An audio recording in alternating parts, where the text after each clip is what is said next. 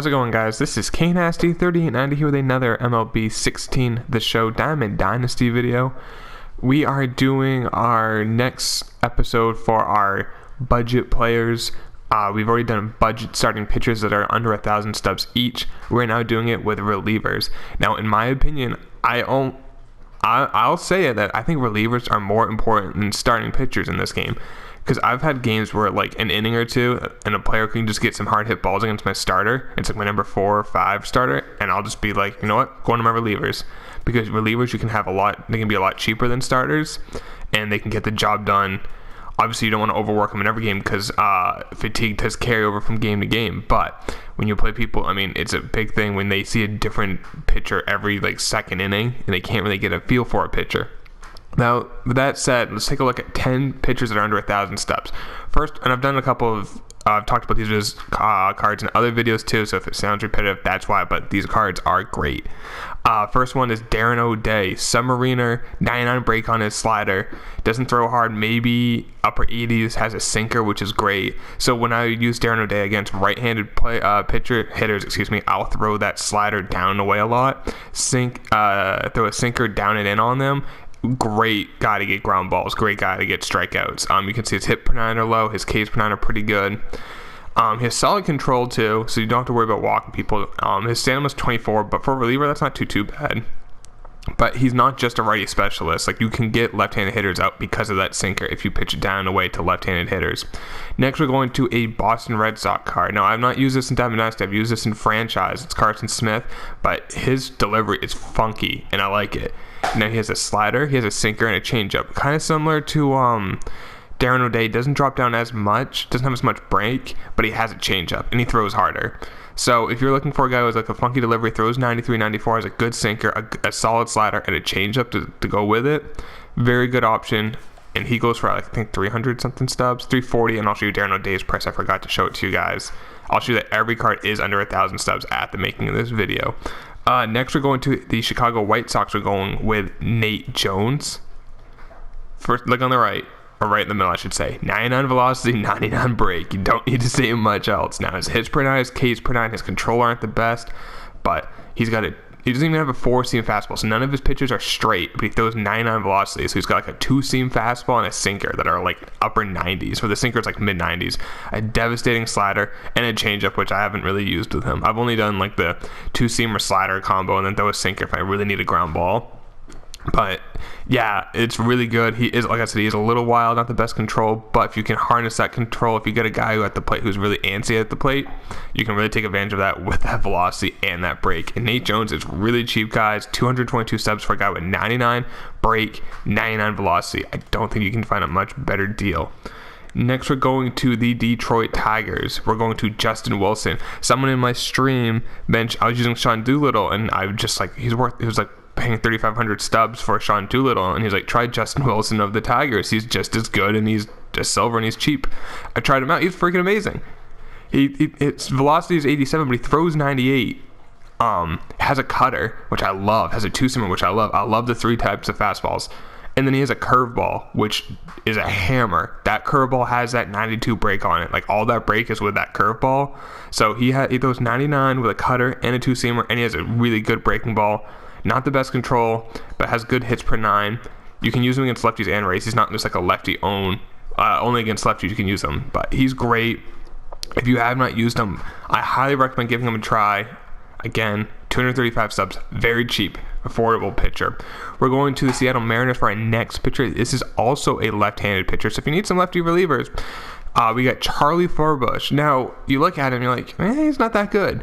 His delivery is, again, a funky delivery, and it will throw hitters off for a few batters, which is an inning. If you can throw a few if you want to use him for 1 inning, just to get a tough part of the lineup out, because he throws funky and he has a slider and a curveball. I've mentioned this in prior videos that I love it when a pitcher has a slider and a curveball, because when someone thinks it's a breaking ball, they don't know if it's going to go left to right or right to left, depending on the right-hand or left-hand pitcher, or it goes like up to down, like a curveball would.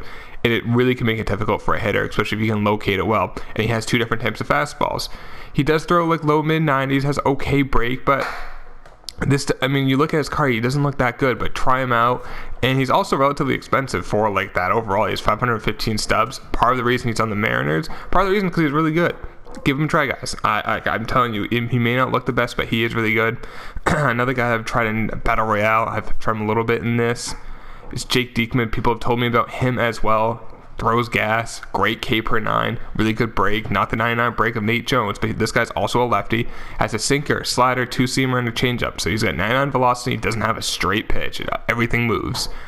The slider is not as good as some others, but it gets the job done with the 93 break. But like I said, that K's per 9, he doesn't have the best control, 51 control with 39 walks per 9. But let's just say you have like the bases loaded, 2 outs, and you need a strike, or like less than 2 outs, and you need a strikeout, and you're not worried about walking the guy because he's aggressive.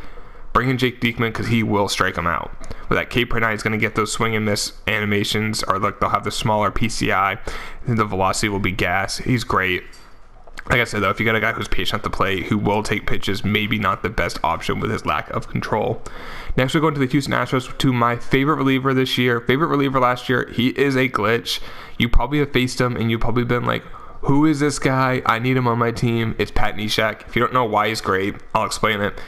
So, again, he is like Darren O'Day. He throws submarine. Now, he has a sinker like Darren O'Day and a slider like Darren O'Day. Now, he doesn't have the break of O'Day. His slider does not move as much. I have noticed that, and I've used him probably like, I don't know, probably like 100 innings. I've used him so much. But he has a circle changeup, and you're thinking, well, okay, he throws somewhere with a changeup. The changeup's like 68, 69, 70 miles per hour, and his sinker's like 92. It's like a 25 mile per hour difference between those two pitches, and he throws a slider. I usually don't show the changeup until there's 2 strikes, and I just drop it in there, and the hitter will be so off balance that he could probably swing again and hit the ball. He's that early on that first changeup. So I always like to go like sinker, slider to get 2 strikes, then just drop that hammer of a changeup, and they have no idea what hit them. Usually after like an inning or 2, people will start to figure it out and maybe sit on that pitch, but by then you can take him up and put a new reliever in, one of these other guys that we have. Next, we're going to the Miami Marlins, which I've used this guy as well. I have sold him. I personally just struggled with him, but I know when I've faced him, it's really tough to see. I could have just been some bad luck with him, but it's Carter Caps. He throws upper 90s. He has great K per 9, pretty good hit per 9. Has a slider, a curveball, which I do like those. I don't know. I kind of struggled with him. He has a really funky delivery. If you've ever seen it, he kind of like skips to home plate. It's a borderline balk, but they don't call it. But that, and so he basically is throwing the ball instead of from 60 feet 6 inches away, from like 57 feet away, and then he throws like 98. I mean, in real life, it's so unfair. In the game, it's funky to look at. Maybe the guy I played against, the guys I played against with him, just they kind of seen him before, but everyone swears by him. People talk about him. I personally didn't like him, but since other people have mentioned him to me, I figured I'd put him in the video. A guy that not a lot of people like that I love. I loved him so much I went and got his 95 version, and that one's amazing. His is Papelbon. Now this one throws about 92, 93. The 95 one throws like 96. So there's a big difference in that. He's got a splitter and a slider, and his splitter is such a swing and miss pitch because it slows down like 10 miles per hour, but it drops so much. You see that 96 break, and that's a lot of it's in that splitter. So he loses like 10 miles per hour on it. I think it goes down to 83, and then it just drops like a foot. And you throw it at the low end of the strike zone, it's the best way to get ground. Like, I get so many ground balls with Papelbon. And his slider, in real life, is not that good. In this game, it's wipeout. It's a wipeout slider. If you can get that on the outside corner to right-handed hitters, it's a swing and miss pitch so often. I highly recommend him. Give him a try. I forgot to show you Carter Caps' price, but Papelbon's 200 subs, dirt cheap. Caps is actually really close to 1,000. He's 924, so keep that in mind. But he's under our budget for the video. The next and last, the 10th player we're gonna look at is another guy that I struggled with, but everyone tells me to use him. And I was like, I could not do it, but everyone swears by him. But I'll give you guys the option if you want to try him out. It's Hunter Strickland. He throws gas. He throws almost 100. I think it's like 90. He tops out 98. Has a curveball, a changeup. I really wish he had like a slider. I think that's one reason why I struggled. He only had the curveball. The curveball's pretty good. Changeup's not really much there, but he does throw hard with a good curveball. Now, if you look at his hits per 9, Ks per 9, like walks, home runs, none of those are great. I mean, the best is K at 80, which is solid, but the worst one's only at 68. So he's really like well-rounded for all those attributes. Has solid control, but like I said, I just struggled with him. I don't know. Maybe it was just me. Maybe I'll give him another chance. On the market, he goes for about 500 stubs.